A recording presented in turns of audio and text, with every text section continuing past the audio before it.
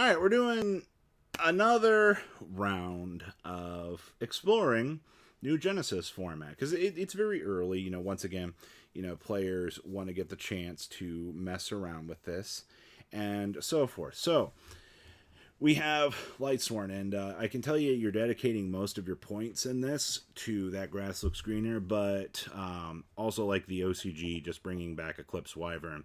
You've got a very, very fresh list here where you just want to find a way to try to abuse the Eclipse Wyvern, right? Like, you want to be able to try to get as much advantage off of this because it's going to pull out for any level 7 or higher light or dark dragon.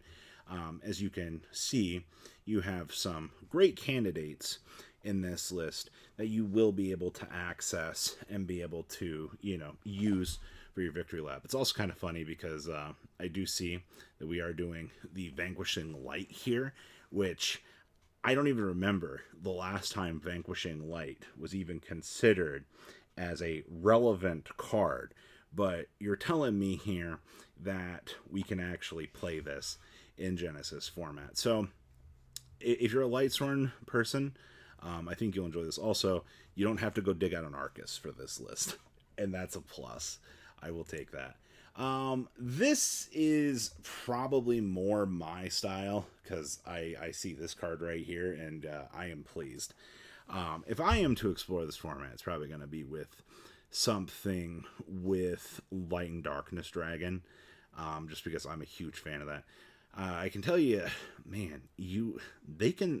It's also kind of interesting to see the ban list implications and things, the way that they view the power scaling in this format, because Chaos Ruler being at 50 points is a ridiculous monster to think about in terms of cost. I also see you are relying on Samsara Dragon in here to kind of get you places, at least to deploy this a little bit easier, but it's actually kind of cool to see some Chaos doing its thing. Earthbound Immortals. Oh, first of all, whoever came up with this, you are absolutely a creature. Also, I see we got a side deck down here. We're actually, you can activate this card when Pot of Greed is activated, negate the effects of Pot of Greed, and draw one card from your deck. Are you really telling me that somebody's going to play Jar Robber out here, and they're actually going to counter Pot of Greed? That would be truly a hilarious moment, but the fact that you actually are playing the big Earthbound Immortal here to get out, the free access is kind of crazy with also all of the big names. I feel like this is going to be a casual player's best friend in terms of a deck. This just seems like a very, very fun deck. And then, of course, Iceberg. I'm still going to be honest with you. I don't think Iceberg knows what it wants to do. But also in a format like this, you're telling me here that I can play a card like Question. I love the Question just loads.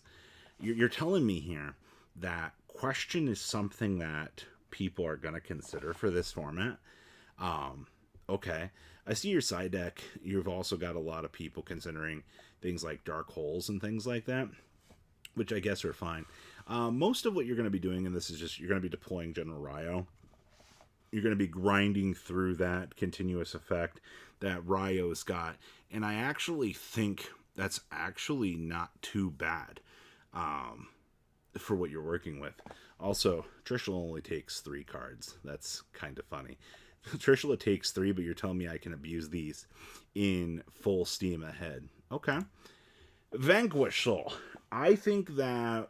Rock the Vanquisher doesn't exist in this format, which is fine, but you're dedicating 60 points straight off the bat here to having access to these, which I think is really, really good. And then Lupus is just 5, and then 20 to the Ripper. Your side deck is just extra Mjolnir locks to be able to do the thing. I wonder if we can get this card getting a number associated with it.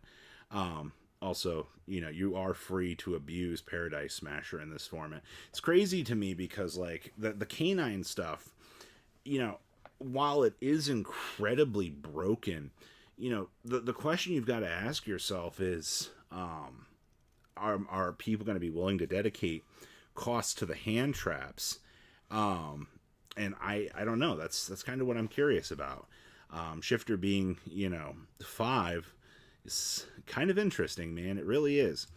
Purrely, oh god, if there's a deck I don't want to play against in this format, it's this. Well, I guess Sleepy Memory is 15, and the field spell are 5 points apiece. So oh wow, Purrely got actually very much bullied, because you have to, Purrelys are 15s and Lilies are 10s. Okay, I guess I'm not super upset about this side deck down here.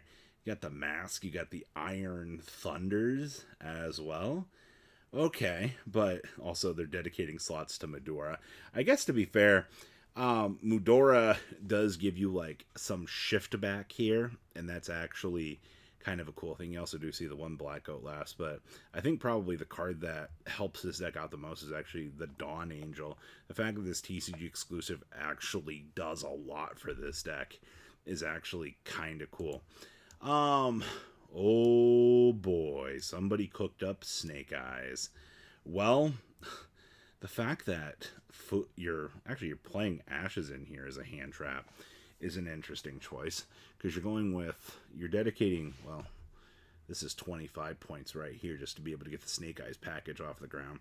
You're also dedicating a slot to the Photon Lord, and you're also dedicating a slot to Zeus as well. What's our side deck? Black Horn of Heavens, Retaliating Seas are going to be very important pieces. I feel like I do see Warning Points got some play. I think side decks in this format are going to take an interesting shift around with how things are going to build. Also do see we're actually playing the Curse of Diabel in here. We're also playing the Ghost Trick Shot. I mean, hey man, just extra free level up material. All right, we have VW. No material is free. Okay. Wow.